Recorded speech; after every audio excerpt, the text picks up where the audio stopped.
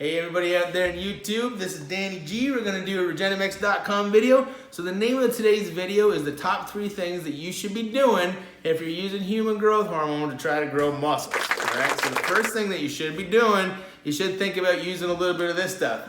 Insulin, okay? Insulin, well, it's a counterbalancing hormone with growth hormone. Growth hormone has a few different counterbalancing hormones, but one of them is definitely insulin, okay? So when growth hormone is high, insulin is low, okay? When your blood sugar spikes a little bit after taking growth hormone, and you might think about using a little bit of insulin, okay, guys? Because insulin, it's an accuracy thing, okay? It's a precision thing. It's not how much of this thing can I take, okay? Because here's the disclaimer, you will hurt yourself, all right? I'm going to do another whole video all about insulin and protocols and the things you need to succeed and all that, okay?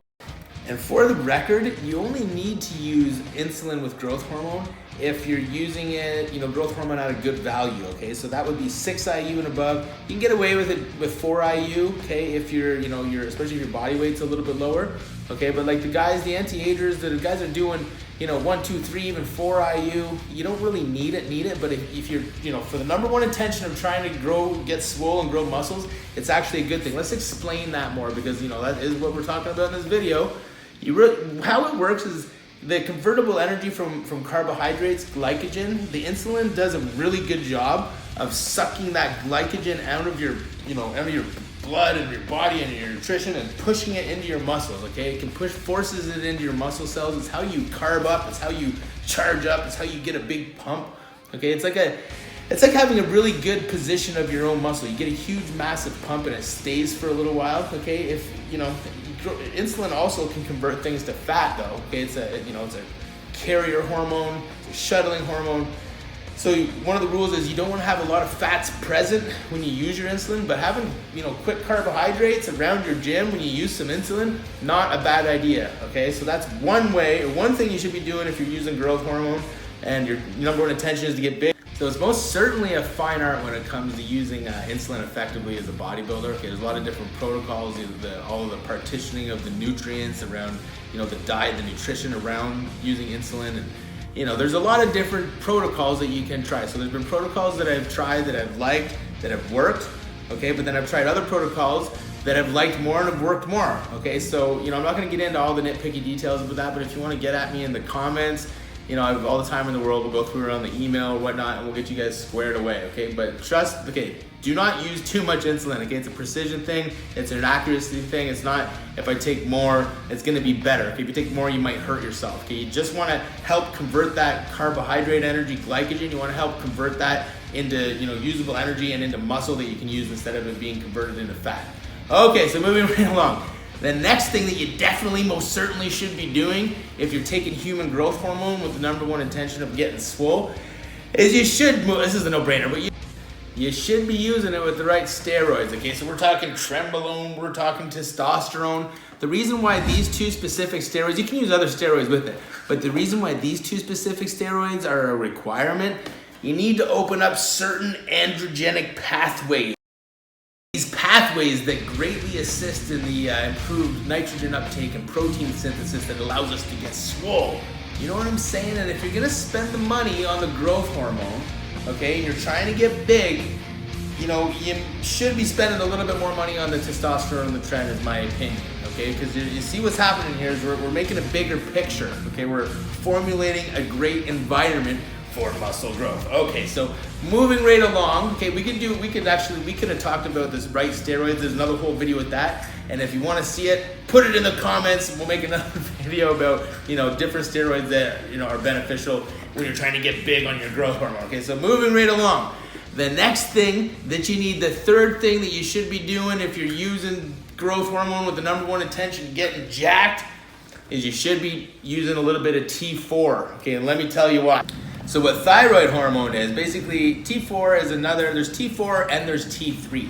Okay, T4 is the safer out of the 2 to use, and really all you're trying to do when you're using the thyroid hormones, you're just trying to bring yourself back up to levels that you're normally supposed to have. Essentially, what's going on is the growth hormone is dropping your T4 levels.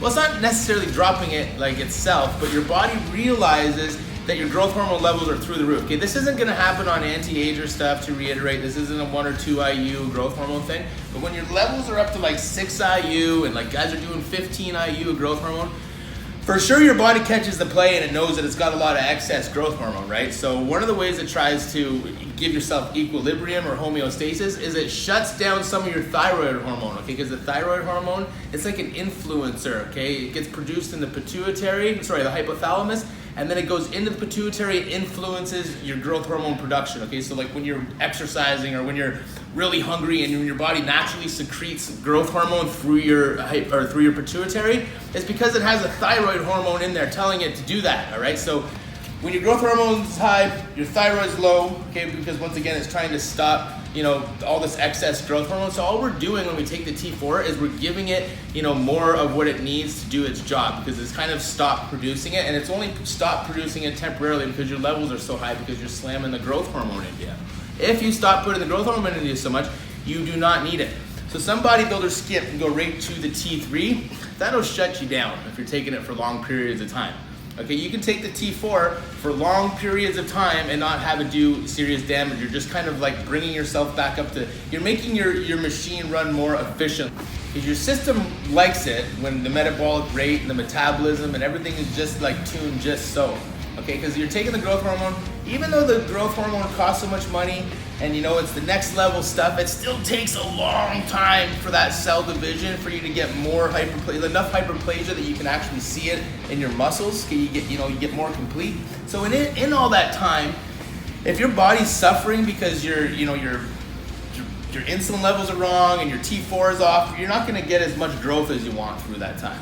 Okay, so adjust these things that we've been talking about. Have a look at your blood work, maybe get a glucose monitor, maybe get yourself some fast-acting insulin, maybe get yourself some T4, and then maybe start living your dreams a little bit more. Okay, so when you have problems getting the things that you need to succeed, no problems, look no further. Danny G is here. Okay, so you can go to the website, Regenamex.com, and there's a bunch of products there for you to look at. Okay, so I have no problems doing some coaching and everything like that if you guys want to, get into the nitty-gritty. So all the stuff we just discussed there, there's a few catches to it. If you're not eating right, you're never gonna grow. So that's the fundamental baseline of everything is your nutrition. So stay frequent with your meals. Okay, you wanna be in an excess. Bodybuilding is all about being in an excess and having a surplus of everything and staying anabolic as physically possible. Okay, so look forward to talking to you guys later. Regenamex.com. Adios. Like you wish your rookie,